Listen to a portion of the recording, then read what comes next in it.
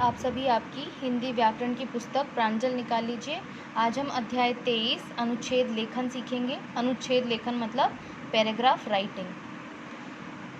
Paragraph writing के बारे में कुछ इम्पोर्टेंट चीज़ें हैं जो हमें पैराग्राफ राइटिंग करते समय ध्यान रखनी चाहिए, वो हम रीड करेंगे। देन आपके PT2 सिलेबस में कौन से टॉपिक में आपको पैराग्राफ राइटिंग करनी है वो पढ़ेंगे। ओके। किसी एक विशेष विषय पर संक्षेप में सारी बात कहना अनुच्छेद लेखन कहलाता है। जब हम किसी एक पर्टिकुलर टॉपिक पे शॉर्ट में सारी बातें कह देते हैं, यानी सारी बातें लिख देते हैं, तो उसको क्या कहते हैं? अनुच्छेद लेखन। आमतौर पर अनुच्छेद में एक ही पैरा होता है, ठीक है। बहुत सारे पैराग्राफ्स नहीं होते हैं, एक ही पैरा होता है जिसमें सारी बातें संक्षेप में लिखी जाती है, ठीक है। अनुच्छेद लेखन से बच्चों की सृजनात्मक क्षमता में विकास होता है। सृजनात्मक क्षमता मतलब जब हम अनुच्छेद लेखन सीखते हैं तो हमारी जो सोचने की क्षमता है कि हम सेंटेंस को कैसे फॉर्म करें या अपनी सारी बात को कम से कम शब्दों में कैसे कहें, तो ये सब चीज़ें अनुच्छेद लेखन में बच्चे सीखते हैं। अनुच्छेद लिखते समय निम्नलिखित बातों का ध्यान रखना चाहिए। पहला, दिए गए विषय पर विचार करें। जो भी टॉपिक के बारे में आप अनुच्छेद लिखने जा रहे हैं, सबसे पहले उसके बारे में सोचें। विषय पर एक क्रम में विचार लिखें। जो भी टॉपिक पर आप अनुच्छेद लेखन करने वाले हैं, उसके बारे में जो भी विचार है उसको एक सीक्वेंस में लिखें, एक क्रम में लिखें, ठीक है। भाषा सरल, स्पष्ट और शुद्ध लिखें।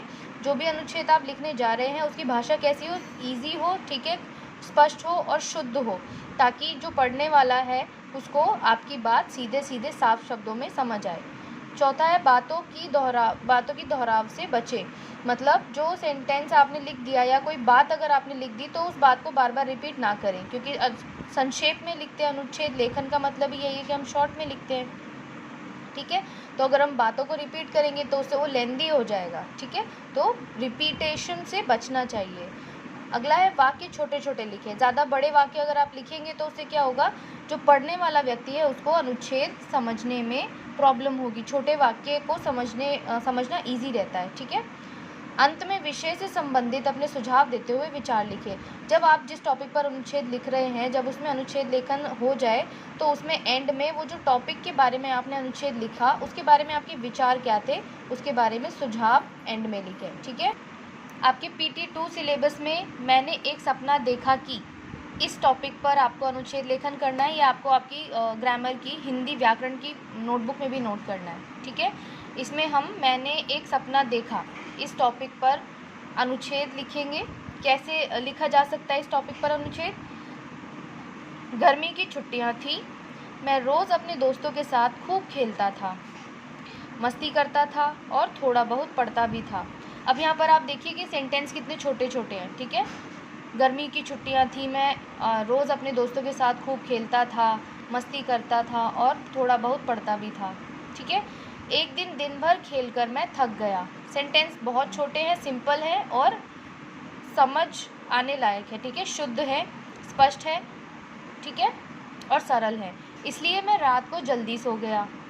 सोने के थोड़ी देर बाद मैं नींद के उड़न खटोले में बैठकर अपने सपनों की नगरी में पहुंच गया।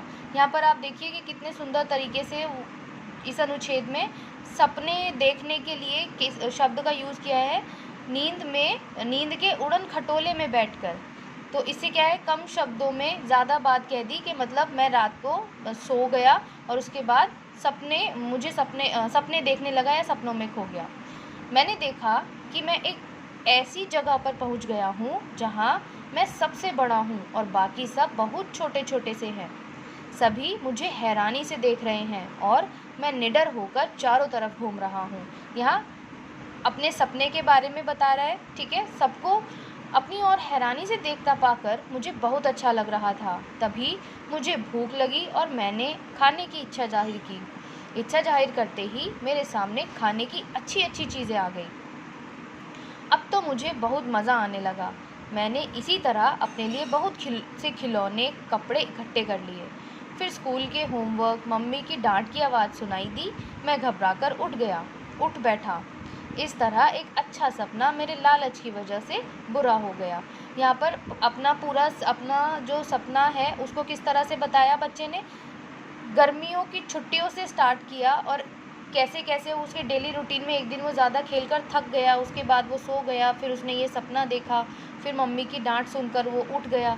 तो सब कुछ सीक्वेंस में था। उसने पहले ये नहीं बताया कि वो सपना देख रहा था, वो उठ गया, गर्मियों की छुट्टियाँ थी, मम्मी ने डांट दिया, नहीं, सब एकदम क्रम में है। ठीक है, तो सही क्रम हो, सरल हो, स्पष्ट हो और शॉर्ट में हो। यहाँ पर एक ही पैरा में पूरा अनुच्छेद समाप्त हो गया है। ठीक है, आई होप आपको समझ आ गया होगा अनुच्छेद लेखन कैसे करते हैं। ये आपको आपकी नोटबुक में नोट करना है।